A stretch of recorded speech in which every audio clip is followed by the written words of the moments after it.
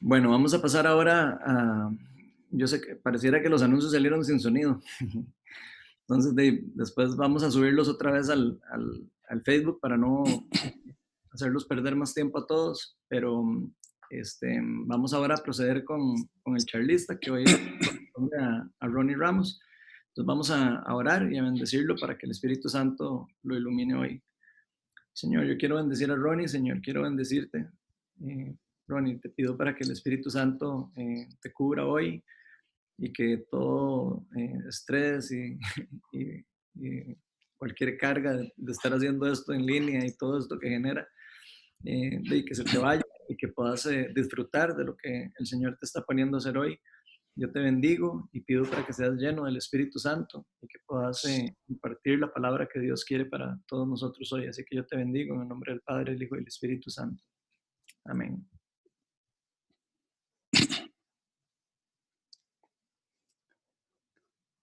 Eh, Buenas tardes, buenas noches a todos. Eh, Quiero comenzar dándole gracias a Dios porque a pesar de las circunstancias, estamos aquí conectados y eso es lo más lindo, es lo más hermoso que no nos ha impedido poder seguir alimentándonos de la palabra de Dios. Quiero darle las gracias a todo el equipo de Viña Oeste por el esfuerzo que está haciendo, por el trabajo arduo para que sigamos conectados en los discipulados, en el estudio bíblico y ahora en nuestra celebración para que podamos seguir alimentándonos de la palabra del Señor. Creo que es importante no desconectarnos. Y en estos momentos que el mundo entero está viviendo un proceso de propagación del virus, del COVID-19, hay muchas personas sufriendo de ansiedad, de miedo, de temor, de angustia, algunos de terror. Estos momentos de crisis en el cual todo es COVID, todo se trata del coronavirus, de dónde viene, a quién contagia, cuáles son las personas vulnerables. Se trata del coronavirus, entramos a las redes sociales y realmente todo habla de eso, los memes, incluso habla de la era post-coronavirus, financieramente el impacto que esto va a tener. Y entonces es tanta la información relacionada con este virus causando alrededor del mundo que es importante que cuidemos y guardemos nuestro corazón, porque podríamos distraernos de nuestro tiempo con el Señor por estar muy enfocados en lo relacionado con el coronavirus y no nos podemos dar el lujo de alejarnos de la palabra del Señor, porque podríamos terminar contagiándonos, ¿verdad? Podríamos terminar también llenos de temor y de cosas negativas. Y me encanta porque Proverbios 4:23 dice, sobre todas las cosas, guarda tu corazón, porque de él mana la vida. Y nosotros somos llamados a filtrar todo aquello que entra en nuestro corazón. Es importante que nosotros filtremos cada noticia, cada cosa que nosotros propagamos, debemos de hacer constar o de validar que es verdad, que viene de las fuentes correctas para que seamos portadores de la verdad, no de la mentira, de aquello que informa, no que destruye, no que le genera pánico a las personas. Pero sobre todo yo quiero exhortarlos porque esta es una gran oportunidad que nosotros tenemos como iglesia de salir de las cuatro paredes, porque iglesia no es el auditorio, iglesia somos cada uno de nosotros. Este es un momento tan relevante en la vida de la iglesia de porque somos nosotros los que llevamos a las personas, al mundo. Somos nosotros los que tenemos que brillar con la luz de Jesús. Este es el momento en el que las personas tienen que conocer de ese Dios que nos da la paz que sobrepasa todo entendimiento. Este es el momento en el que nuestros vecinos y nuestros amigos escuchan que nosotros somos de los que se queda en casa, de los que obedece a las autoridades, de los que ora por esos médicos que se esfuerzan cada día, que están entregando su vida en los hospitales, tratando de salvar vidas. Nosotros debemos de ser de los que se hinca y ora por nuestras autoridades para que tengan sabiduría en tomar esas decisiones que ayudan a toda una nación, a Costa Rica y a todas las demás naciones. Debemos de ser de esos que apoya en oración, que se humilla delante del Señor y que le pide al Señor que nos ayude en todo eso que está relacionado y impactando negativamente al mundo. Porque el arma más poderosa que Dios nos ha dejado es la oración y la fe es nuestra mayor fortaleza.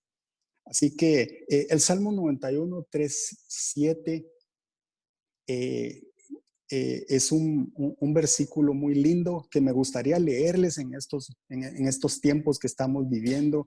Y dice, solo Él puede librarte de las trampas del cazador y de mortíferas plagas, pues te cubrirá con sus plumas y bajo sus alas hallarás refugio. Su verdad será tu escudo y tu baluarte. No temerás el terror de la noche, ni la flecha que vuela de día,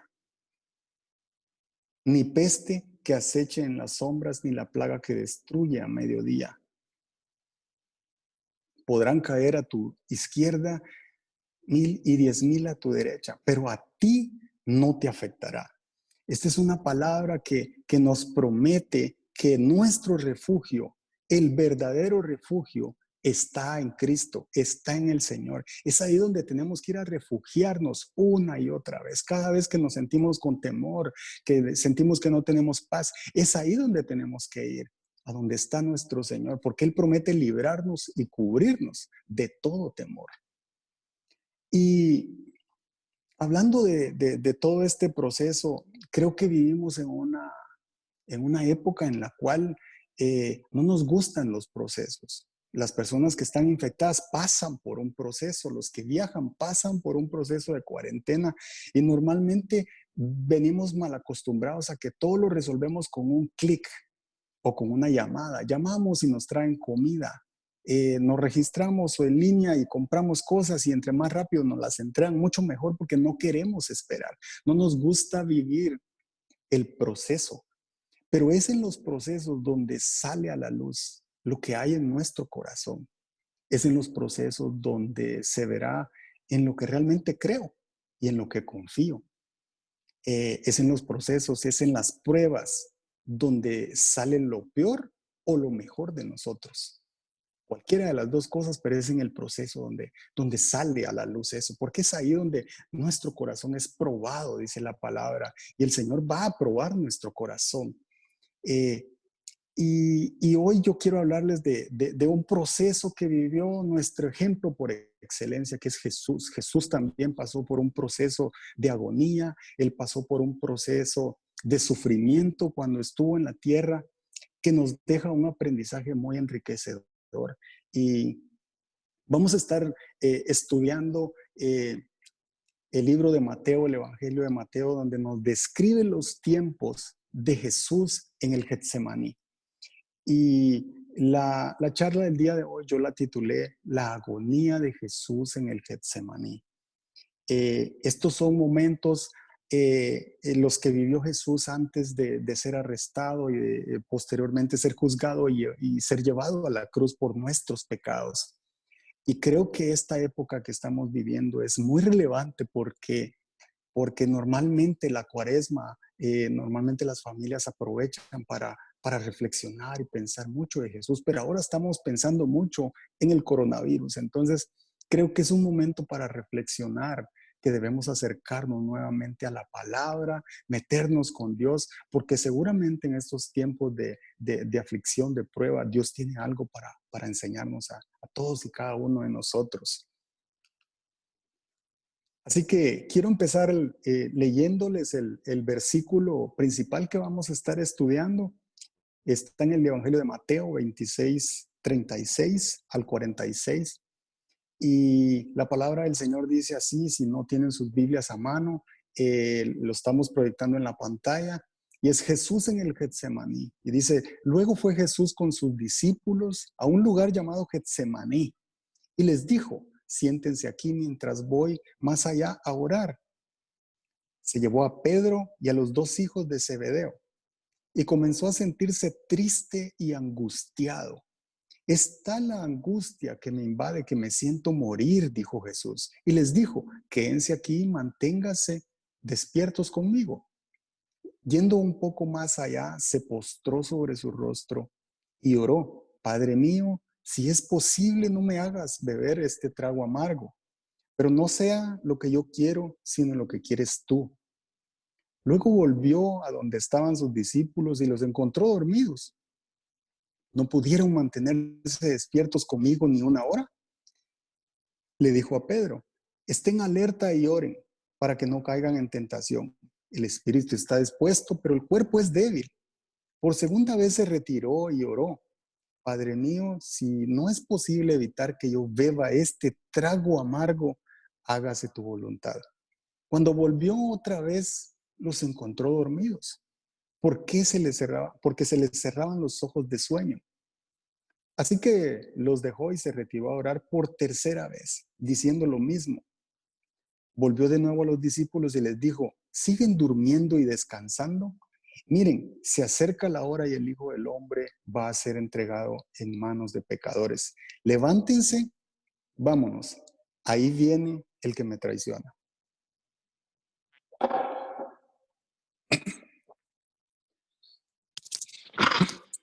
Perdón. Estos versículos son tan relevantes en nuestra vida. Dice que Jesús y los discípulos acostumbraban a ir a este lugar, al Getsemaní, que era un huerto, es un jardín.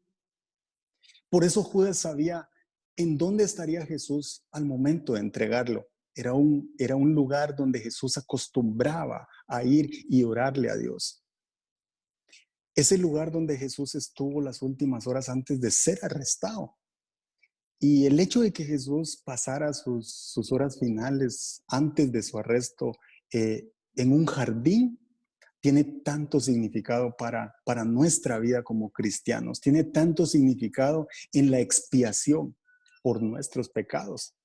Y eso es lo que vamos a estar aprendiendo en esta noche. ¿Por qué Jesús eligió el Getsemaní? Porque no es una casualidad, la Biblia es perfecta, cada palabra tiene un sentido del por qué suceden las cosas y eso es lo que me encanta porque Getsemaní es un jardín y si nos vamos al Génesis vamos a encontrar que en el jardín del Edén es donde Dios puso a Adán y Eva llenos de la plenitud de Dios, hablaban con Dios, se relacionaban con Dios y dice la palabra que estaban ahí para cuidarlo y cultivarlo, ese jardín, pero con la única condición de no comer del árbol del conocimiento y del mal. El hombre mantenía esa relación directa con Dios, gozaban de la gloria de Dios en el jardín del Edén. Pero Romanos 3:23 nos dice, por cuanto todos pecaron y fueron destituidos de la gloria de Dios. Y este versículo lo que nos dice, lo que nos revela es que por haber desobedecido lo que Dios les había mandado a Adán y Eva, por la rebelión en contra de la voluntad de Dios, es que fuimos destituidos de la gloria de Dios que teníamos. Fue en el Edén donde se originó la separación de Dios a causa del pecado. Y eso fue en el jardín del Edén. Pero fue en el Getsemaní donde Jesús elige pasar sus últimas horas. Y qué relevante es esto, porque es el jardín donde Jesús sufrió agonía a causa de los pecados de la humanidad para justificarnos y darnos una nueva identidad. Es aquí donde se da el preámbulo del sufrimiento a causa de nuestros pecados. Fue en el jardín del Edén donde fuimos separados de la gloria de Dios, pero fue en el Getsemaní donde inicia la restitución de la gloria de Dios y se consuma en la cruz del Calvario. Por eso tiene un significado relevante que Jesús haya elegido el Getsemaní para vivir sus últimas horas antes de ser arrestado. El Getsemaní es el lugar de restitución. ¿Qué significa Getsemaní? Getsemaní en arameo significa prensa de aceite y se refiere específicamente a las olivas. Debemos de recordar que el aplastamiento es lo que resalta el verdadero valor interior y el valor de la aceituna, que es el aceite. Esa foto que ustedes ven ahí es una fotografía que nos muestra lo que era una prensa de aceite. Del lado izquierdo, en la parte de arriba, podemos ver que las olivas eran cortadas de los árboles y eran puestas en un lagar o en una pila, como quieran llamarla, y en esa pila había una rueda gigante de cemento, que era un molino donde aplastaban literalmente las olivas para generar una pasta, para triturar esas aceitunas, ¿verdad? Esos olivos. Entonces, eso generaba, era una piedra de moler gigantesca que ustedes ven ahí, que la empujaban tratando de triturar todas las olivas.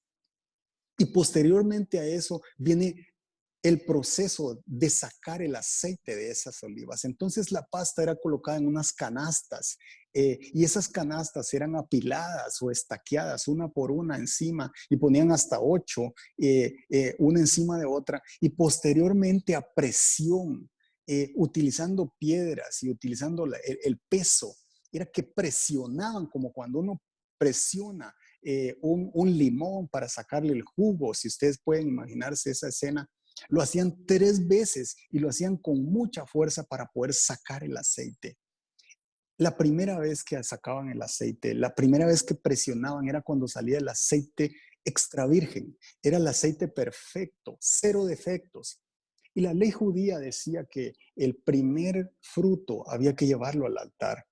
Y ese aceite extra virgen era el aceite con el cual los profetas ungían a los reyes. Por eso ese aceite era el que era llevado a la sinagoga, a la iglesia, al altar. El segundo aceite era el que se utilizaba para alimentación, para medicina, para perfumes, para cosméticos. Y el tercero, que era la última presión ya para sacarle lo último a esa pasta, era el aceite que se utilizaba para las lámparas y para preparar jabón, para hacer jabón.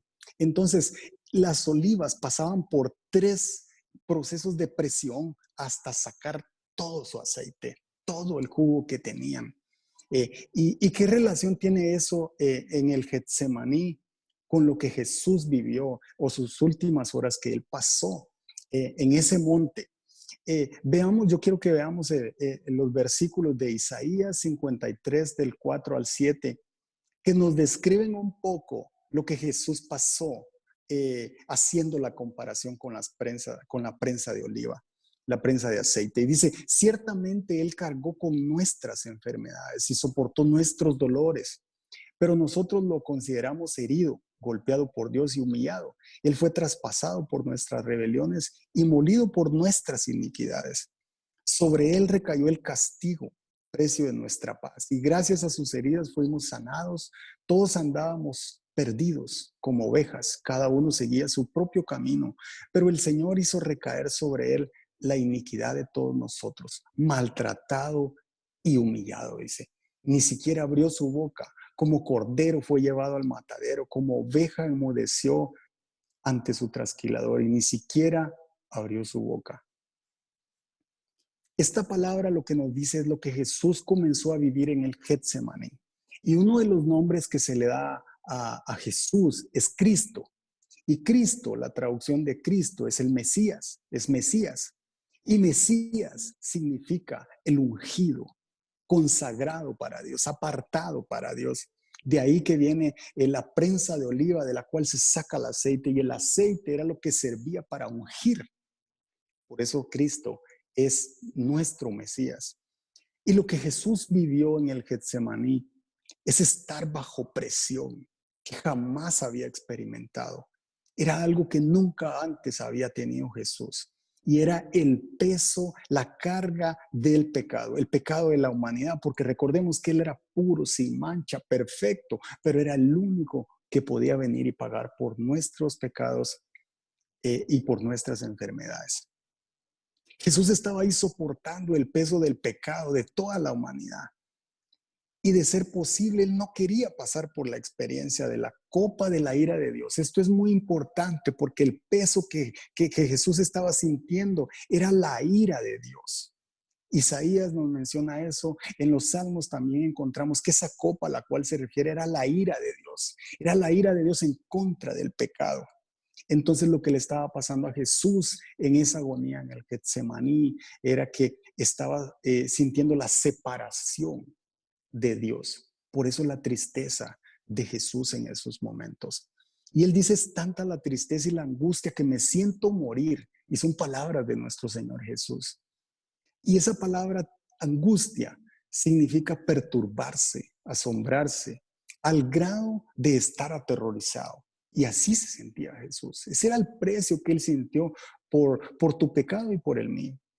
Se sentía tan abatido por cargar la ira de Dios por causa del pecado de la humanidad que comenzó a sufrir hematidrosis. Hematidrosis es cuando el corazón se siente tan aterrorizado que empieza a bombear más sangre de lo normal a tal grado que empieza a salirse por los poros. Ese es el nivel de angustia que nuestro Jesús vivió en el Getsemaní. Y esa es la relación que existe entre la prensa de aceite, que 3 veces es sometida a presión, bajo presión para sacar el aceite. Y Jesús pasó por eso en el Getsemaní. Y algunas cosas que me llaman la atención de este proceso. Jesús dice, si es posible, pasa de mí esta copa.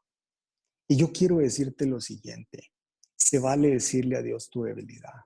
Se vale decirle a Dios, si es posible, Señor, sácame de las deudas. Padre mío, estoy siendo triturado, aplastado por la culpa, por lo que hice en el pasado. Se vale decirle al Señor, estoy endeudado, Señor, y no sé qué hacer. Me siento triturado, no encuentro una salida. Se vale llevarle tu debilidad a Dios. Se vale someter tu debilidad a Dios. No hay mejor lugar a donde nosotros podamos llevar nuestras peticiones que no sea a los pies de la cruz, a los pies de Cristo. Segunda cosa, aún en su momento de mayor angustia, Jesús fue obediente. Y esto es algo que nosotros debemos aprender. Hebreos 5, del 7 al 8, nos dice lo siguiente, lo vamos a proyectar ahí. Dice, en los días de su vida, Hebreos 5, del 7 al 8, en los días de su vida mortal, Jesús ofreció oraciones y súplicas con fuerte clamor y lágrimas al que podía salvarlo de la muerte y fue escuchado por su reverente sumisión. Aunque era hijo, mediante el sufrimiento aprendió a obedecer. A pesar de ser Jesús, dice que mediante el sufrimiento aprendió a obedecer. Y nosotros debemos de ser obedientes también. Aún en sus momentos más difíciles, Jesús fue temeroso de su Padre. Un gran ejemplo para nosotros. No negó su fe, estuvo firme ante la voluntad de Dios. Y por eso me encanta lo que dice el Salmo 25:14, porque es como una esperanza, es una recompensa cuando estamos pasando por eso que no entendemos, por ese proceso duro, bajo presión. Y dice el Salmo 25:14, la comunión íntima de Jehová es con los que le temen. Y cuando nosotros le tememos a Dios, lo buscamos. Y me encanta cuando Jesús dice, Padre, que no se haga lo que yo quiero, sino tu voluntad. Que no se haga lo que yo quiero, sino que se haga tu voluntad. Y nosotros muchas veces queremos que se haga lo que nosotros esperamos y no la voluntad de Dios. Y este es un ejemplo que nos da Jesús, que aún en sus momentos más difíciles, Él pedía que se hiciera la voluntad de Dios, porque la voluntad de Dios siempre, siempre es buena, agradable y es perfecta para nuestra vida. La mejor estrategia, ¿cuál es la mejor estrategia que aprendemos de Jesús en el Getsemaní? Es orar. Orar es el arma más poderosa que Jesús nos dejó. Y esto lo aprendemos en los evangelios porque los discípulos le decían a Jesús, enséñanos a orar. No le dijeron, enséñanos a hacer milagros, enséñanos a hablar bonito como hablan los fariseos o como hablan los demás. No, le decían, enséñanos a orar. El arma más poderosa que nosotros tenemos es orar. Y Jesús, antes de pasar por esto, decide ir al Getsemaní y retirarse a orar 3 veces. Y toca mi corazón mucho porque las 3 veces se refirió a su padre diciendo, Padre mío. Volvió la segunda vez y dijo, Padre mío. Y regresó una tercera vez y él dice, Padre mío. Y yo me hacía la pregunta, ¿qué le digo yo a Dios? Primero, si lo busco, y segundo es, ¿cómo me refiero a Él? Si yo le digo Padre es porque yo me siento hijo, pero muchas veces no nos sentimos hijos. Jesús hasta en el último momento, Él no solo se sometió a la voluntad de Dios, sino que Él seguía sintiéndose hijo del Dios Todopoderoso. La batalla más difícil Jesús la ganó postrado, de rodillas, orando, clamando. Así que no te preguntes por qué estás pasando por esta situación difícil, sino cómo la enfrentas. Lo que consideras tu peor momento podría convertirse en el mejor momento. Tu momento más oscuro solo necesita un rayo de luz reino para convertir tu lamento en danza, tu lloro en gozo, tu tristeza en alegría.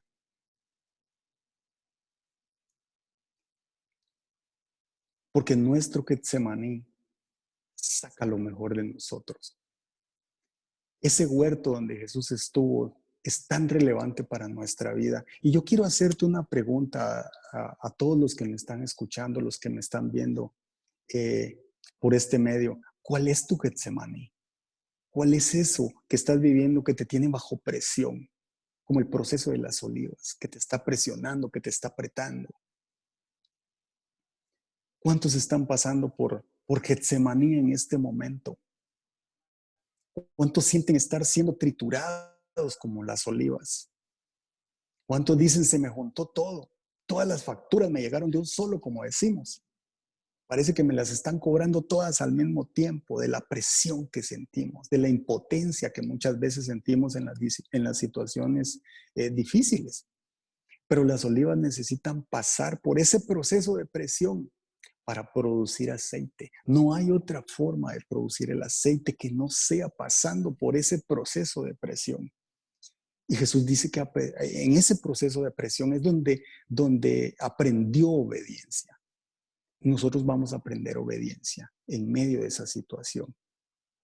Porque Dios si algo, en algo es experto, es en sacar lo mejor de nosotros.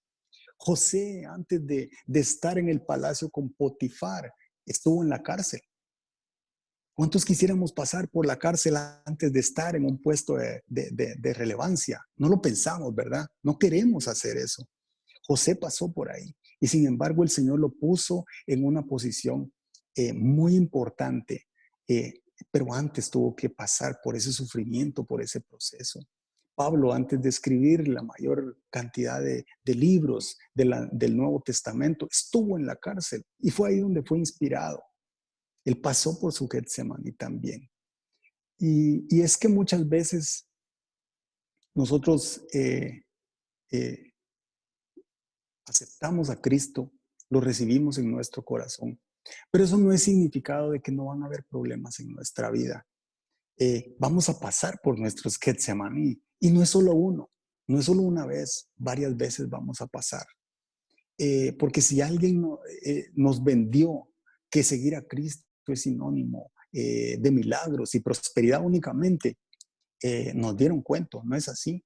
No se trata de eso. Seguir a Cristo no se trata únicamente de eso. La Biblia dice, en el mundo tendréis aflicción. Eso es sinónimo de problemas, ¿verdad? Es sinónimo de pasar estos procesos donde vamos a estar bajo presión. Pero no temas, porque yo he vencido al mundo, dijo Jesús. Dice la palabra, 7 veces cae el justo, pero de todas ellas se levanta. Y eso es esperanzador, porque en cada uno de esos procesos, en cada una de las pruebas por las que podamos pasar, ahí vamos a ver la mano de Dios. Y el primero que vamos a conocer es a nuestro Dios del consuelo, el que nos da consolación en medio de esas pruebas. Pero esta tarde yo quiero compartir 3 cosas importantes que yo creo que Jesús nos quiere enseñar con ese miedo, ese proceso de agonía que él pasó en el Getsemaní.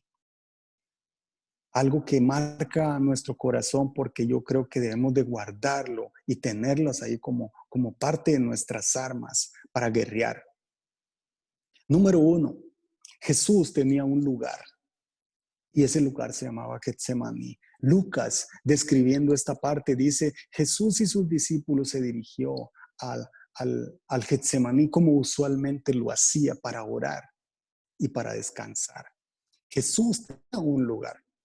Y yo hago la pregunta, ¿cuál es tu lugar? ¿Cuál es tu lugar? ¿Dónde está el lugar donde nos conectamos con Dios y Dios se conecta con nosotros?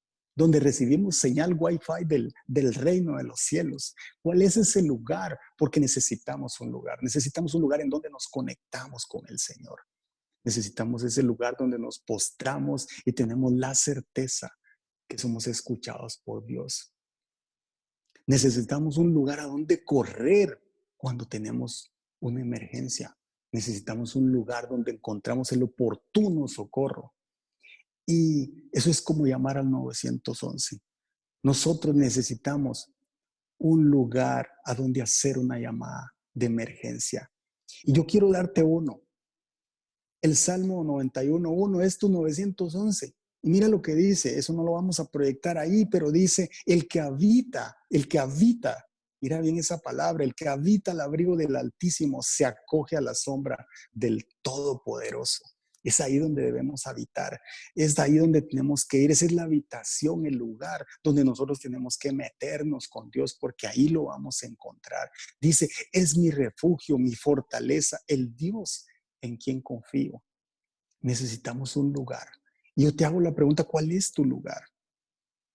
Yo recuerdo que cuando nosotros, yo lo he contado un par de veces en la iglesia, cuando no podíamos tener hijos y yo miraba las caras de duda de todos nuestros familiares, después de haber perdido 3 bebés y no poder lograrlo, y que incluso el ginecólogo ya dudaba de las noticias que nos daba. Dice uno, ¿qué más me queda? Y solo nos quedaba meternos con Dios y seguirle diciendo, te creemos, Señor. Vamos a seguir discipulándonos, vamos a seguir creciendo porque algún día tú vas a responder. Y fue lindo porque ese era el mejor lugar. El lugar de tu consuelo, el lugar a donde debes correr es a ese 911. A ese 911 del reino de los cielos. Al Getsemaní. Ahí está tu Padre esperándote. Ahí está Dios esperándote. Número 2, rodéate de las personas correctas. Dice la palabra que Jesús llegó con todos sus discípulos, con 11 porque ya Judas era del otro equipo, ya lo habíamos perdido, él ya había vendido por 30 monedas de plata al Señor, pero llegó con sus 11 discípulos, pero llegando al Getsemaní, Jesús dice, Pedro, Juan y Santiago eran los hijos de Zebedeo. Ese era el círculo íntimo de Jesús. Si usted va a leer los evangelios, se va a dar cuenta que Pedro, Juan y Santiago era el círculo íntimo de Jesús. Rodéate de las personas correctas. Eso es tan importante, porque en los momentos que estamos bajo presión, no necesitamos personas que nos digan lo que nosotros queremos oír. No necesitamos que nadie nos diga, pobrecito vos, que estás pasando por esta situación. ¿Sabe a quiénes necesitamos? Necesitamos a las personas que nos dicen la verdad, que se unen en oración con nosotros, que nos levantan los brazos para seguir orando, para seguir clamando.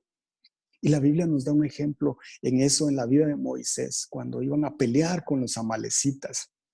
Porque dice que el Señor le dijo a Moisés, mientras mantengas tus brazos en alto, los israelitas van a avanzar y van a ganar la batalla.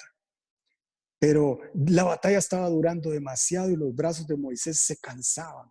Pero dice que Aarón y Hur sostenían los brazos de Moisés. Y mientras eso pasaba, el pueblo de Israel avanzaba.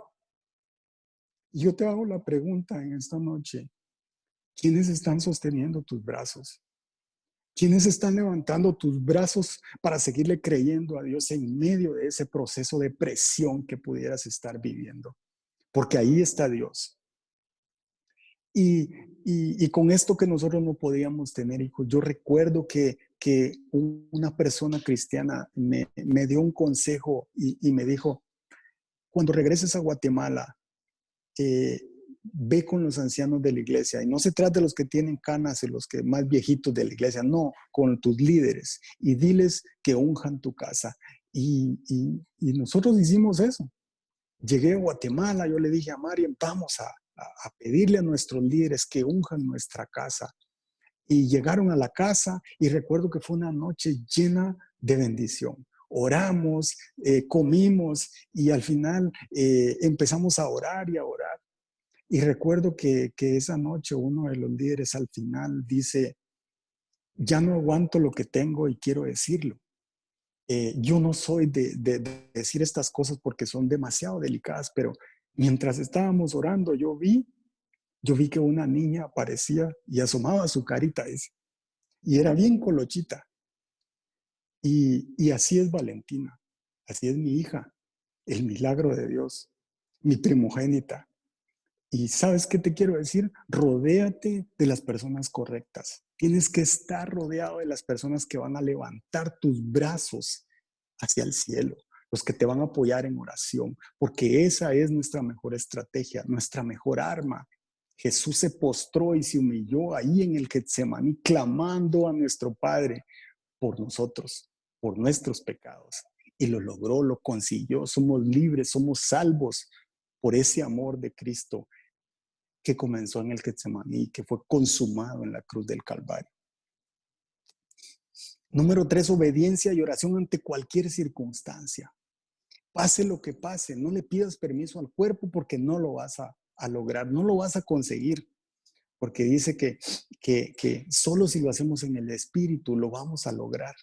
No cesen de orar, no paren de orar, dice la Biblia. Y Jesús en estos versículos no nos dice cuánto tiempo oró, pero sí nos dice cuánto fue lo mínimo que oró. Y dice que después de una hora regresó, después de orar una hora regresó. Jesús oró por lo menos una hora. Nosotros nos dormimos después de 5 minutos. Nos aburrimos después de 10 minutos. Y nosotros debemos de ser obedientes y meternos con el Señor. Más cuando no sabemos qué hacer, más cuando estamos atribulados. Debemos de entrar en nuestro cuarto, en nuestro aposento, cerrar la puerta y clamar a Dios, hasta escuchar su voz, hasta rendirnos, hasta entregarle todas nuestras cargas. Debemos obedecer lo que diga su palabra, aunque no nos guste. Porque muchas veces leemos la Biblia, pero no nos gusta lo que dice la Biblia. Pero debemos de someternos a su palabra porque nosotros vamos a ser transformados cuando obedezcamos y cuando nos hagamos hacedores de esa palabra que estamos leyendo. No menosprecies el proceso porque sacará lo mejor de nosotros. Esos procesos es lo que sacan lo mejor de nosotros. El mejor aceite es el que sale de esos procesos. Lo más valioso saldrá de esos procesos. Nuestro corazón será formado en cada uno de esos procesos. Y por la obediencia de Cristo hemos sido llamados justos, dice la palabra. Aunque todo parezca a tu alrededor que no tiene sentido, sigue haciendo la voluntad de Dios. Él te responderá porque Él es un Dios de pactos. Él no te fallará. Él está en todo lugar. Dice la palabra que Él es omnipresente. ¿Y qué significa eso? Eso significa que Él está en todo lugar. Y si Él está en todo lugar, Él está en tu Getsemaní. Él está en tu valle. Él está en ese proceso que estás sufriendo, en eso que estás viviendo. Aunque no lo sientas, aunque no lo veas, Él está allí. Porque Él es omnipresente. Y Él es todopoderoso para resolver y para ayudarte, para levantarte, para estirar su diestra de poder y levantarte y poner tus pies en la roca firme.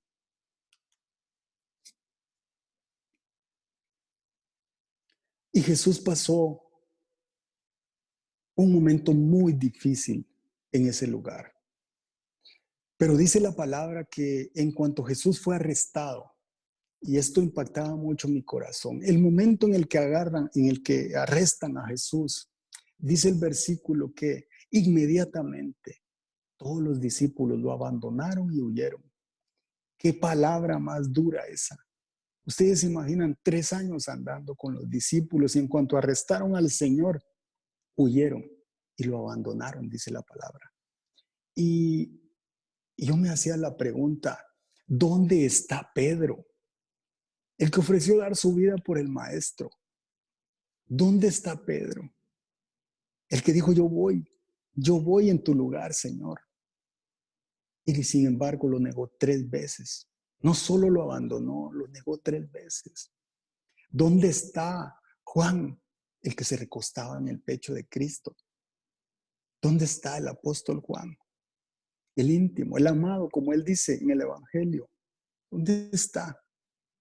¿Dónde están los hijos de Zebedeo? Es Juan y Santiago. Yo no sé si usted recuerda el pasaje donde la mamá de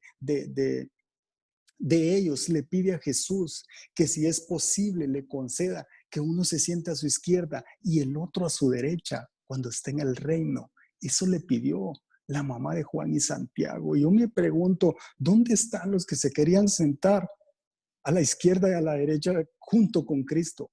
¿Dónde estaban en estos momentos? Jesús estaba solo.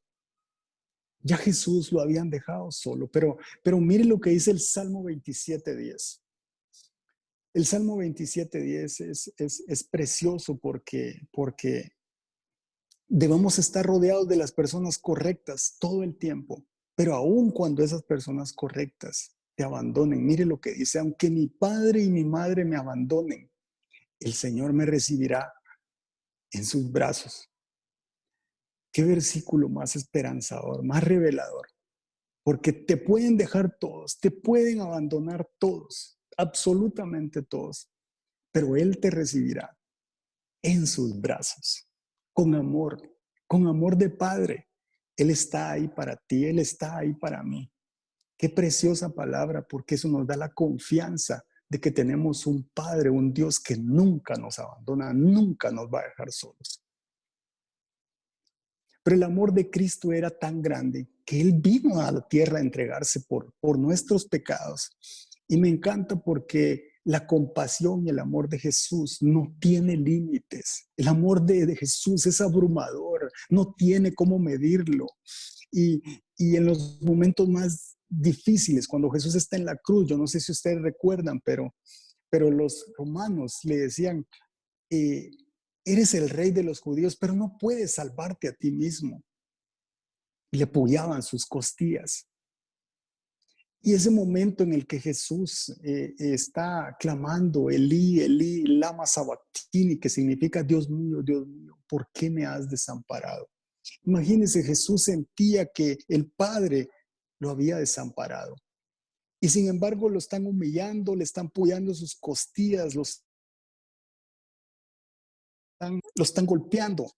Y sin embargo, Jesús hace lo siguiente. Y Jesús dice, él ora en ese momento, no para que el Señor los queme o haga algo en contra de ellos. Él dice, Padre, perdónalos, porque no saben lo que hacen.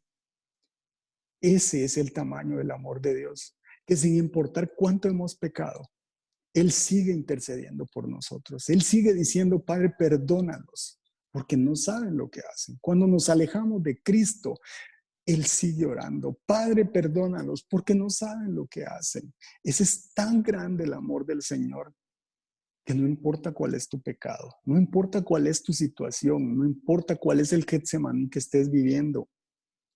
Él siempre te va a ofrecer sus brazos, Él siempre te va a ofrecer perdón.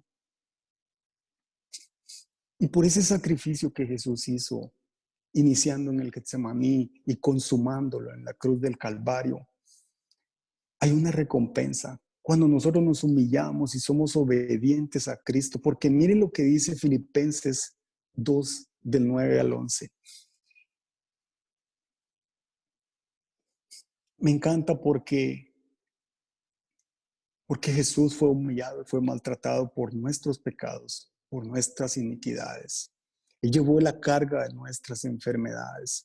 Pero dice Filipenses 2, del 9 al 11, por eso Dios lo exaltó hasta lo sumo, es decir, a lo más alto, y le otorgó el nombre que está sobre todo nombre, porque ante el nombre de Jesús se dobla toda rodilla, y el cielo y la tierra y debajo de la tierra. Y toda lengua confiese que Jesucristo es el Señor, para gloria de Dios Padre. Él fue humillado Pero cuando todos lo daban por vencido, cuando murió en la cruz del Calvario, el poder de la resurrección lo levantó. Y eso me encanta, eso es esperanzador. Primero es que ningún Dios de esta tierra, ninguno se ha ofrecido en sacrificio por nosotros. Pero Jesús vino, se ofreció y fue a la cruz y murió por nosotros, pero se levantó. Se levantó y eso es esperanzador porque cuando las mujeres, cuando María y las otras mujeres iban a la tumba, a revisar la tumba de Jesús, el ángel las visita y le dice, Él se ha levantado de entre los muertos y va delante de ustedes a Galilea, porque Jesús le había prometido a sus discípulos que los vería en Galilea.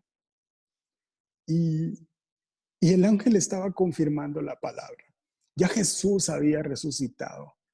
Y yo lo que te quiero decir esta noche, esta tarde es, Jesús no se quedó en el Getsemaní, tampoco se quedó en la cruz y la tumba está vacía.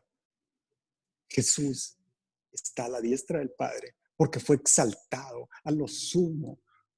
Todos le adoran y toda rodilla se doblará. En estos momentos de crisis del mundo, muchas más personas están doblando rodillas porque no saben qué hacer.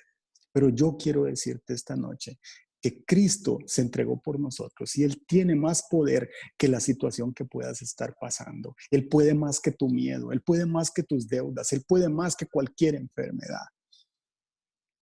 Porque Él pagó el precio con su propia sangre por nosotros. El Getsemaní no solo es el lugar de humillación, de presión, de angustia, es el lugar de restitución a la gloria de Dios. Perdimos la gloria de Dios en el Edén, pero es en el Getsemaní donde empieza la restitución de la gloria de Dios. Es ahí donde recibimos una nueva identidad. Somos nuevas criaturas, dice la palabra, cuando recibimos a Cristo en nuestro corazón y somos nuevas criaturas y recibimos al Espíritu Santo y eso nos hace hijos. Ahora somos hijos de Dios. Somos un nuevo Adán. Ahora nosotros servimos y adoramos a ese Dios porque Jesús dijo que resucitaría y se levantó y se mostró a sus discípulos como lo prometió. Él dijo, los veré en Galilea y llegó a Galilea.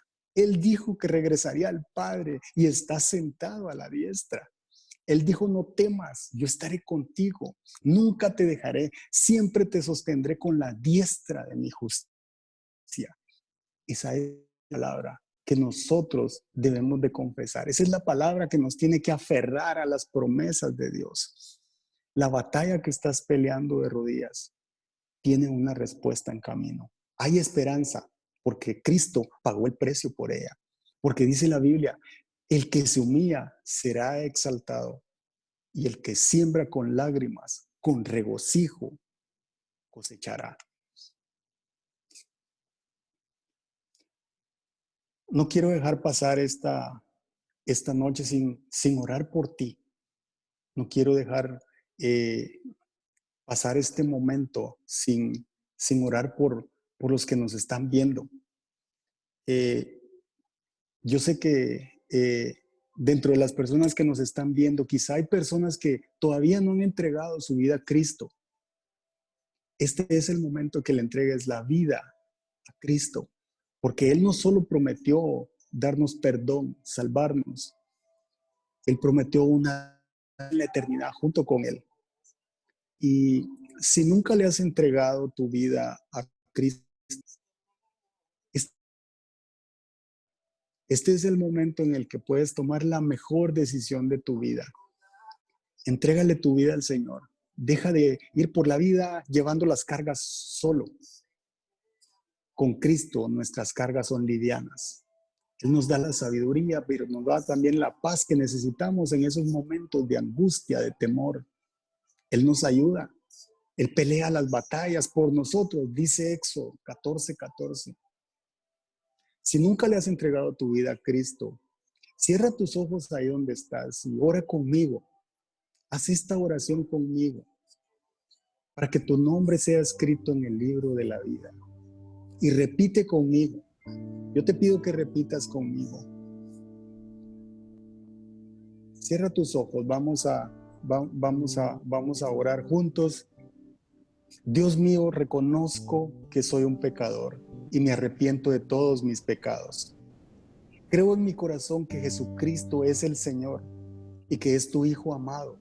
Reconozco que Cristo murió en la cruz por mis pecados y que resucitó de entre los muertos.